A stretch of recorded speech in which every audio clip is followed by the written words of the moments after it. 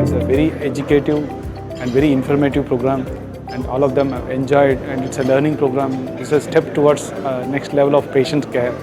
So we all discussed about the advancement in cardiology and cardiovascular sciences and the recent advances which are going to help the patients in a better way.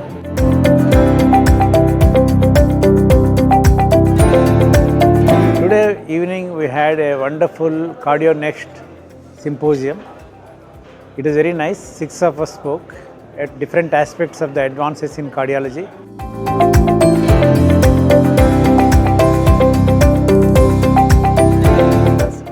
And overall this program went on very well, and then it is very well conducted, and then it is very much useful. We have very good sessions with lectures from all angles by different specialists. We have tried to connect with the general physicians or the practicing physicians to update the development, recent advances in the cardiology and electrophysiology.